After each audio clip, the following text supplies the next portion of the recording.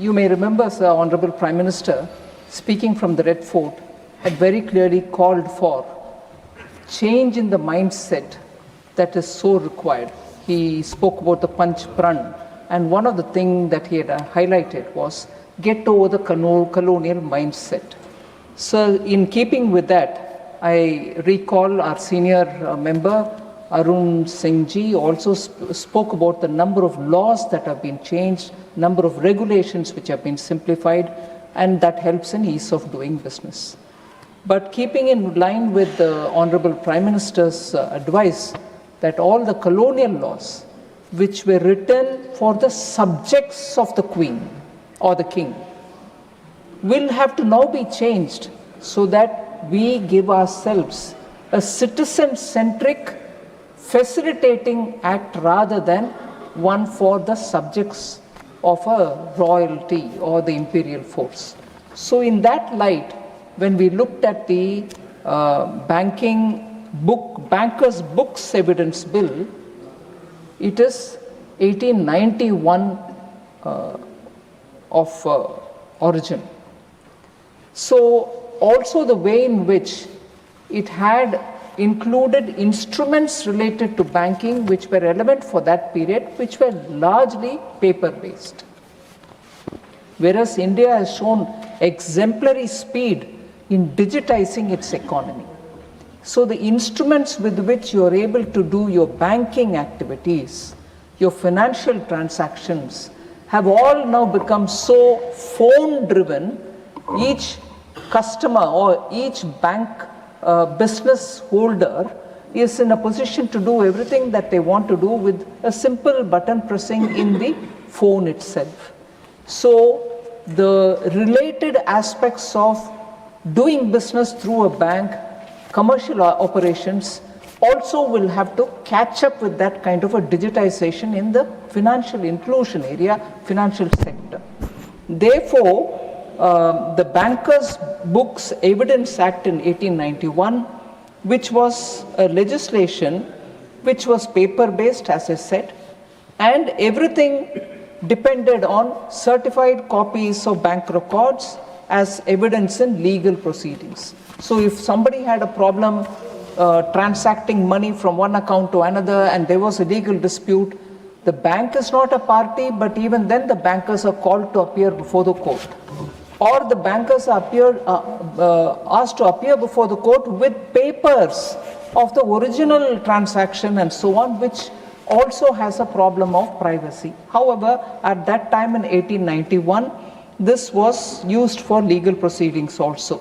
But with the advent of digital and electronic record keeping, there was a necessity for bankers to be given the power to say, why not the certified copies in the courts rather than get the electronic records, which is sheer impossible. You're carrying a system, even the system which can come on your phone is not accepted as otherwise based on the 1891 Act.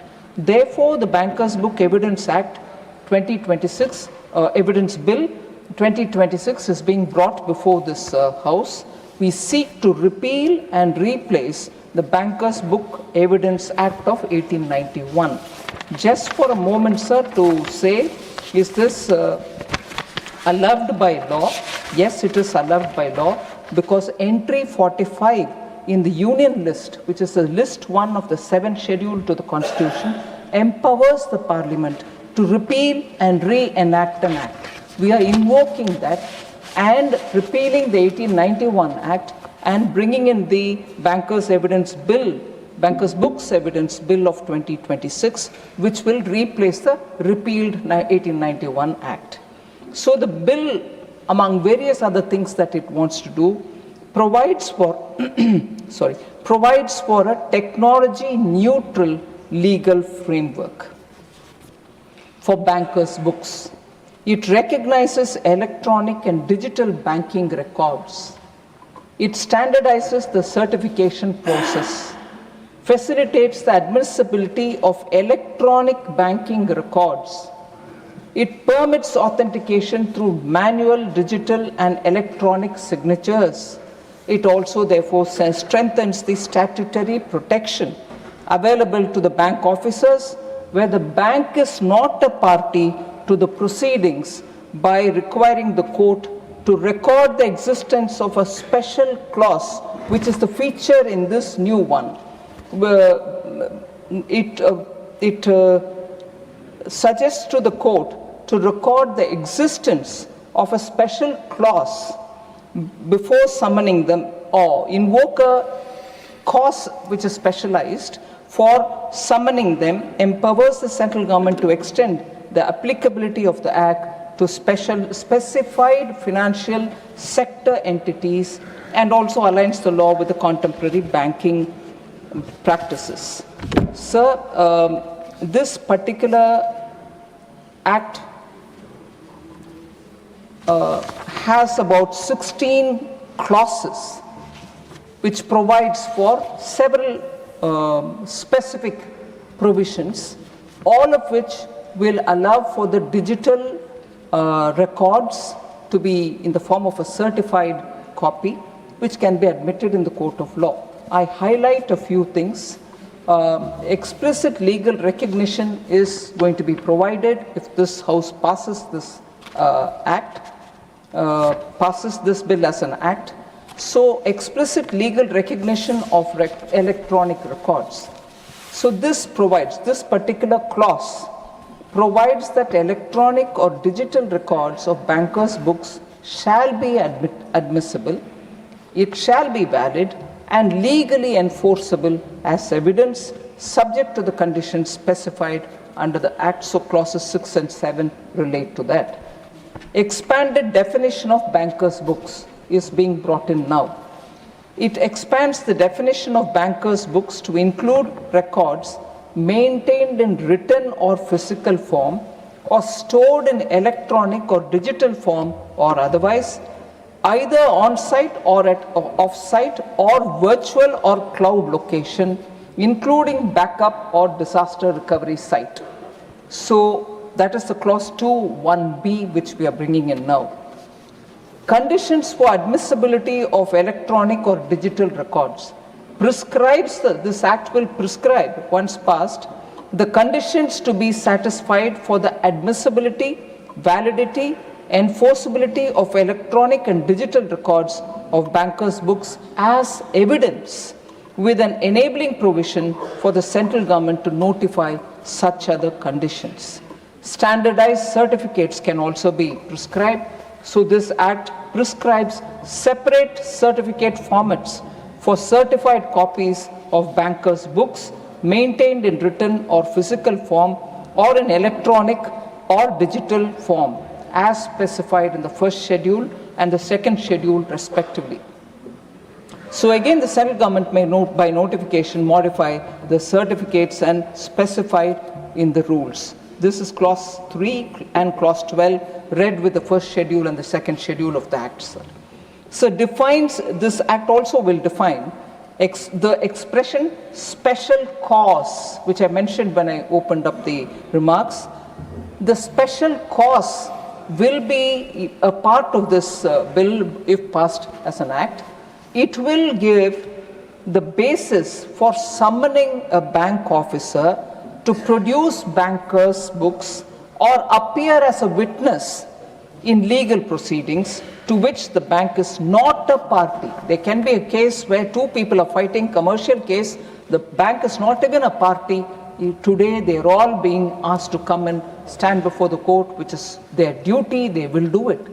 But is there a reason why they should be called in a dispute which is not involving the bank at all? So we are now giving a clause through which a special cause can be invoked by the courts, whereupon they can ask the bank to come and appear, even if it's not a party. And therefore, the evidence and everything, even if they are electronic, can be taken and that can be made applicable. Sir, so the special cause can be invoked. I also, in this context, understand, and also the points which I mentioned a bit earlier, appreciate the point made by Sri Niranjan Reddy of the YSRCP about can there be a committee which therefore authorizes instead of the, every time the government having to come to the parliament. whilst I appreciate the point made, more than the ease which provides it for the government will not hesitate to come before the House to seek their approval and be accountable to the House. So the point which you have made is well taken, Honourable Member, but I would like to assure that the government will be happy to come and stand before the House to explain. So I think, sir, largely every member has spoken, understanding the importance of this act, which is being brought in this context. I particularly thank Sri Rajendra Jain of the NCP, who appreciated the digitization efforts which are being undertaken, and therefore an act of this nature is important, and also for his extending his party's support. Similarly, Sri Vaddiraju Garu from the BRS for supporting this bill. I also thank DMDK's member Sudesh, also extending the support, and Shiv Sena's Jyoti Vagmareji for also extending her support for this bill. I particularly thank senior member Sri Thambiduraiji for taking this whole thing in a very positive context to see the importance of such amendments which are continuously being undertaken by our government. So I thank Sri Thambiduraiji, particularly when he speaks about the cyber security related aspects, and TDP's Bhashyam Ramakrishna ji, who's a new member, but who has spoken about the importance of digital amendments which are coming through. So there is just one point which I want to highlight.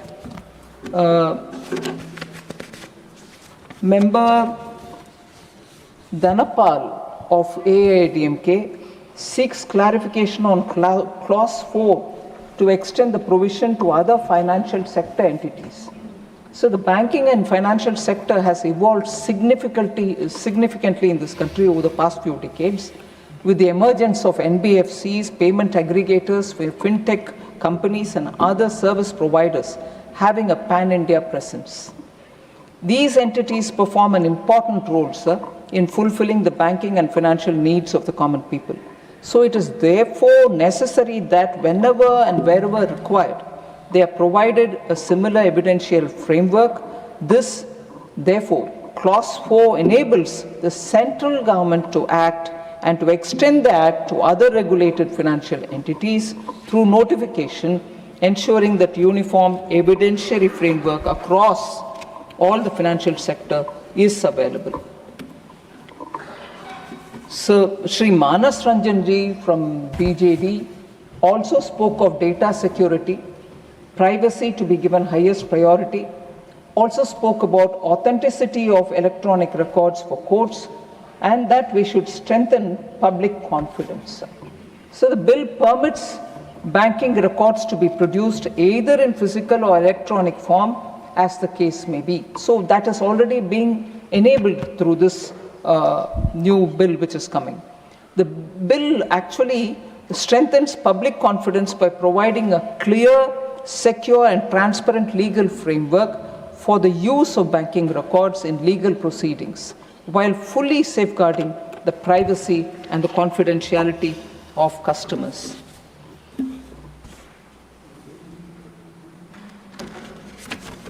So largely, I think I've addressed most of the concerns of members.